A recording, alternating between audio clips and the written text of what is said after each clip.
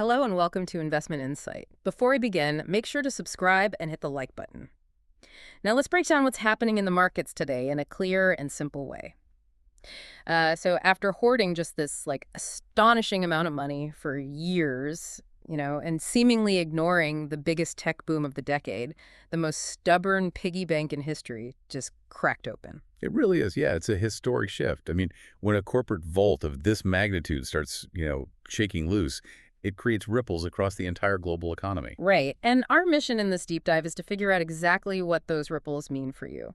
Because according to recent analysis, Berkshire Hathaway, which is now operating under its new CEO, Greg Abel, as of early 2026, is just shifting gears in a massive way. Oh, absolutely. They're moving from just defensively piling up cash to aggressively deploying it. We are talking about billionaire level moves across multiple different avenues here. Yeah, and to understand the sheer scale of this shift, we need to look at the raw data. So in March of 2026, Berkshire's cash pile hit an absolute record high.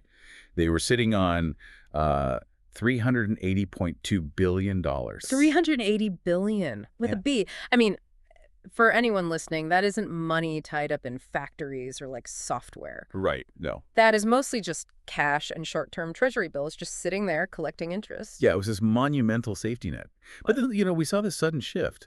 By the end of June, looking at the mid-year reports, that number had dropped to about $364.7 billion. Okay, hang on, though, because I'm looking at those numbers, and I have to be a little skeptical. Sure. A drop from $380 billion to $364 billion is, what, roughly a 4% decrease? They still have $364 billion in the bank. Right, they do. That doesn't exactly sound like a wild spending spree. That sounds like a rounding error for a company this size.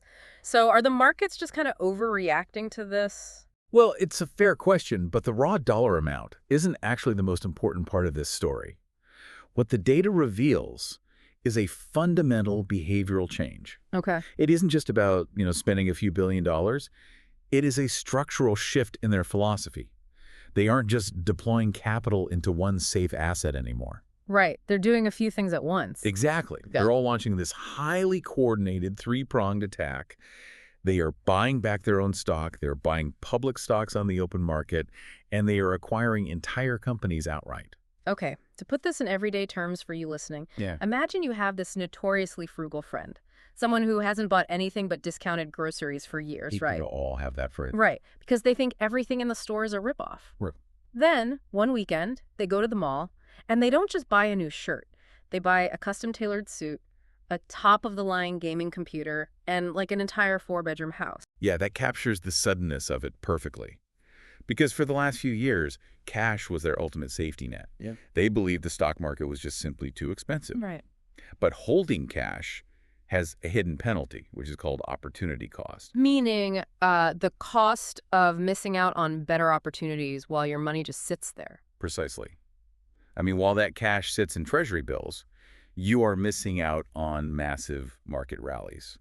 And eventually, investors get tired of watching that happen. Yeah, I bet. So what this recent data tells us is that after years of waiting on the sidelines, Berkshire's finally finding things that are actually worth buying. Which brings up the most obvious question, right? Why now? Why is this massive behavioral change happening in the summer of 2026?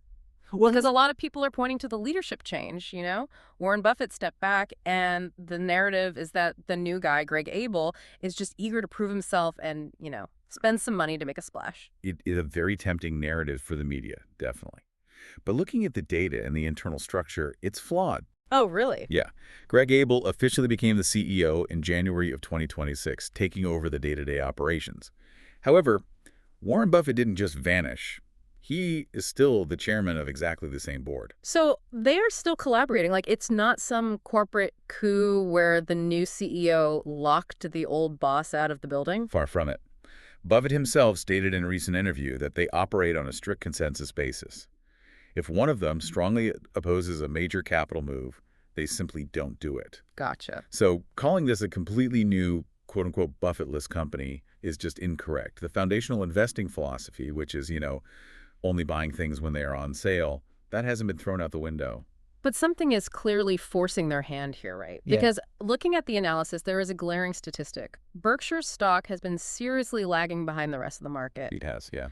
By August 2026, their stock was only up about 3% for the year.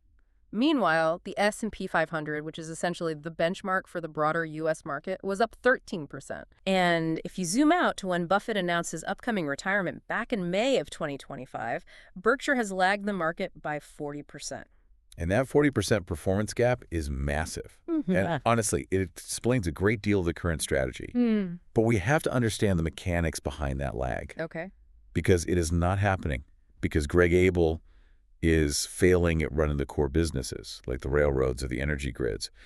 Those are actually doing quite well. So wait, and if the businesses are making money, why is the stock struggling so much? It really comes down to two major market forces. First, the market is currently pricing in the loss of what analysts call the Buffett premium. Okay, let's unpack that. The Buffett premium. Yeah. Well, you mean people were literally paying extra for the stock just because he was sitting in the corner office? Yeah, that is the reality of market psychology. For decades, investors were willing to pay a slightly higher price for Berkshire stock simply because the greatest capital allocator of all time was at the helm. Investors felt safe, you know. With his transition away from the CEO role, some of that psychological premium has just evaporated. The market is recalibrating the company's baseline value. That makes total sense. Like, the magic aura is fading, so the price drops back down to earth. And what is the second force? So the second force is that the market actively punishes companies for holding too much cash during the bull market. Oh, right. We have been in a massive tech-driven rally fueled by artificial intelligence and cloud computing.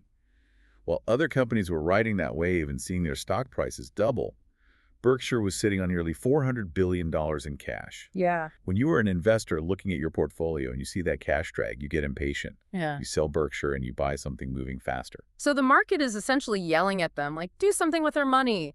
And since the stock is lagging and the market is punishing them, how is the new leadership responding? Because from the data, the biggest lever they pulled first was betting on themselves, right? They started aggressively buying back their own stock. They did. In the second quarter of 2026 alone, Berkshire bought back $4.5 billion of its own stock. Wow. And they accelerated from there. In July, they bought another $3.3 billion. That is over $7.8 billion spent on their own shares since late March. Okay, so for you listening, if you are new to the concept of a stock buyback, let's break down the mechanics. Let's say you and 7 friends buy an 8-slice pizza. You own exactly 1 slice, which is 12.5% of the pie. Okay, making me hungry, but yeah. Right. Now, imagine the restaurant owner comes over, buys 2 slices back from the group, and throws them in the trash. The pizza is now permanently cut into 6 slices. And this is where the math gets highly beneficial for the remaining owners. The total amount of pizza in the room hasn't changed, but the denominator has. Right. Your single slice now represents a much bigger percentage of the total pie. You didn't have to spend a single dime to buy more pizza, but your ownership stake, your claim on the whole pie, just went up. So when a company like Berkshire buys back its own stock and retires those shares, every remaining share that you hold becomes inherently more valuable. It represents a larger claim on the company's future profits. The pizza analogy illustrates the math perfectly. But, we need to explore how Berkshire approaches these buybacks, because they don't do it the way most Wall Street companies do. How so? Well, a lot of CEOs will authorize buybacks just to artificially pump up the stock price so they can hit their bonus targets. Berkshire has a very strict, mathematically driven internal rule. Okay, what's the rule? How do they actually decide when to buy? Abel and Buffett are only allowed to execute a stock buyback if they both agree that the current market price of the stock is significantly below the company's intrinsic value. Intrinsic value. Okay, that's a term that gets thrown around a lot in investing. How do we define that without all the financial jargon? Think of intrinsic value as what a business would actually be worth if you sold off all its parts today, plus the cash it will generate in the future. The stock market price is just a popularity contest on any given Tuesday. But intrinsic value is cold, hard math. They calculate the long-term economic value of the railroads, the insurance premiums, the energy plants, and all their cash.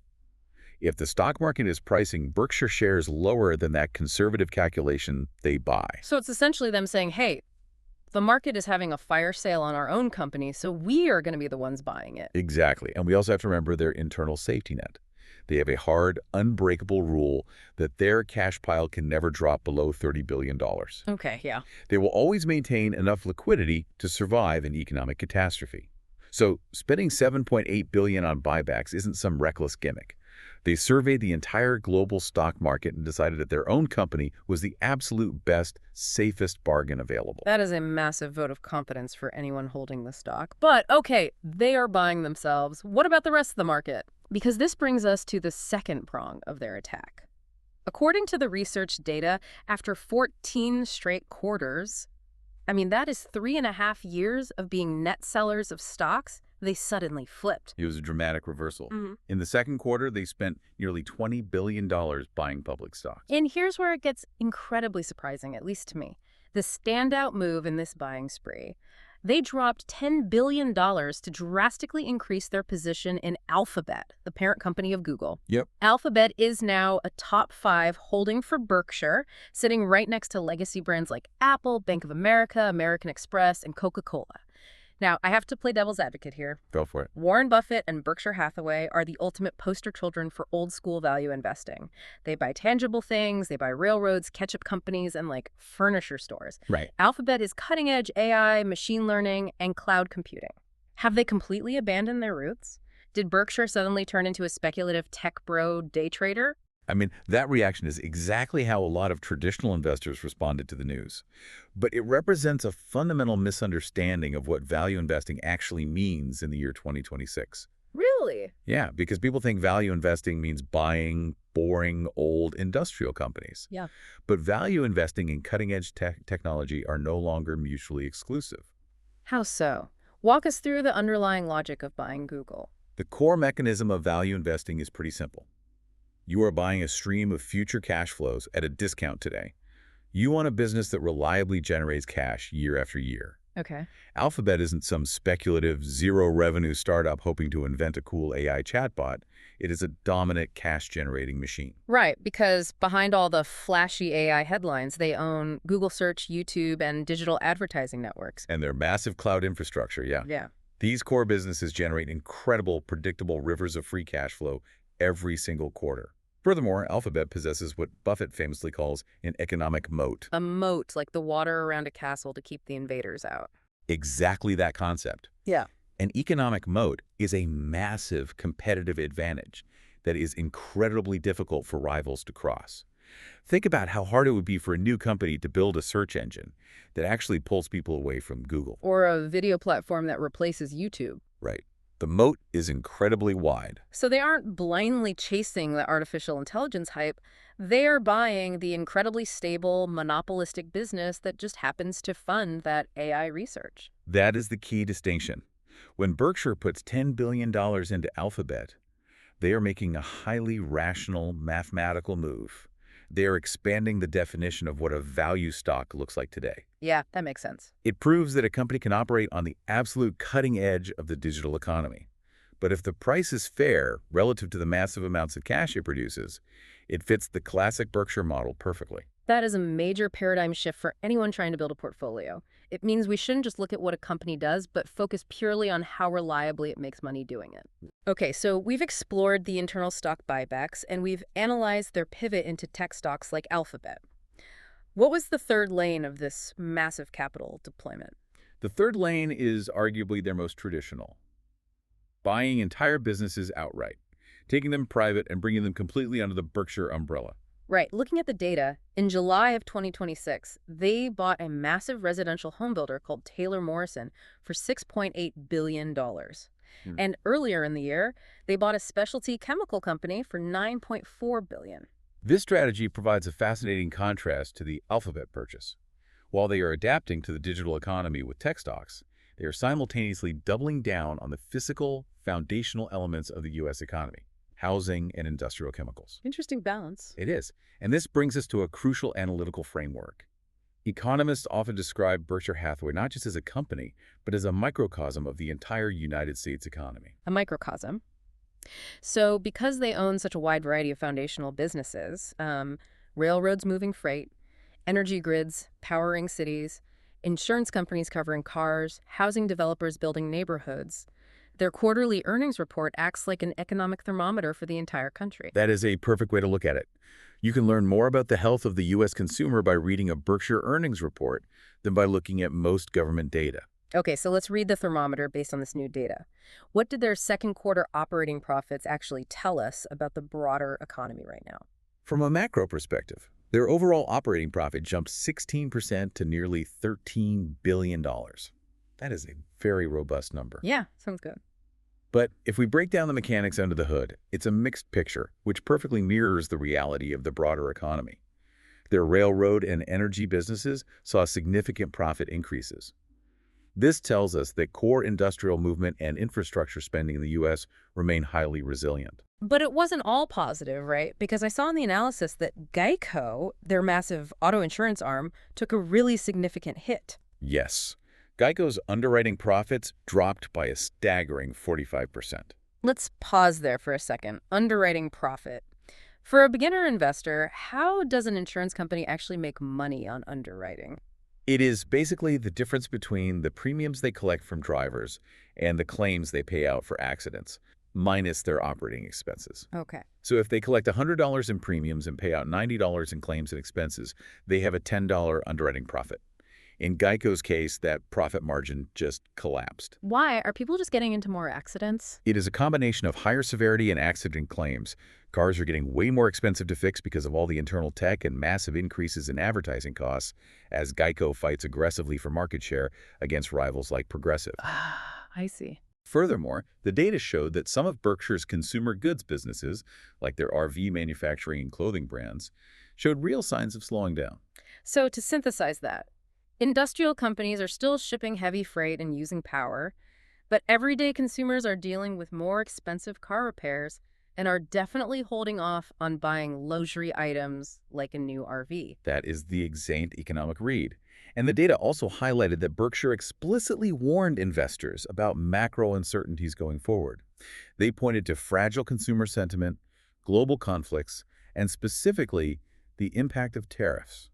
And that tariff point is highly relevant and requires some context because, as we know, under the current Trump administration, there is a massive focus on trade policies, specifically utilizing tariffs, which are essentially taxes placed on imported goods as a primary economic tool. Right. If you were a company like Berkshire, moving imported goods on your railroads and relying on global parts for your manufacturing businesses, changes in tariff structures can drastically alter your supply chains and increase your cost of materials. It creates a highly complex operating environment, absolutely.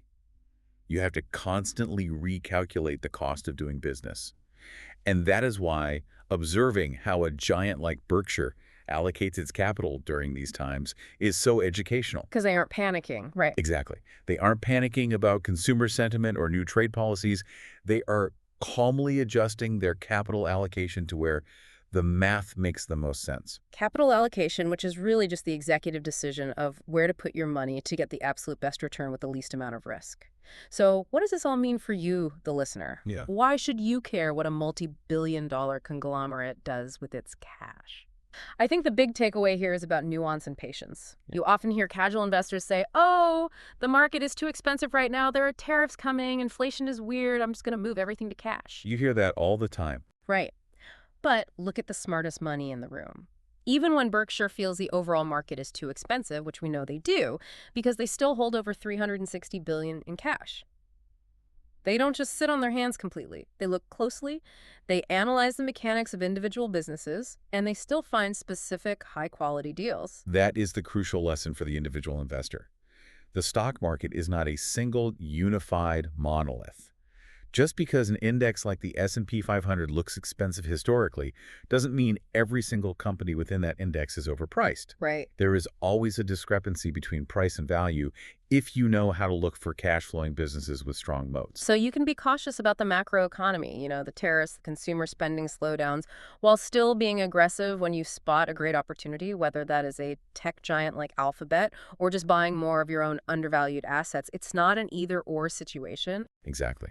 And exploring how they deploy these massive sums of money leads us to one final fascinating concept that I think is essential to ponder as we wrap up this analysis.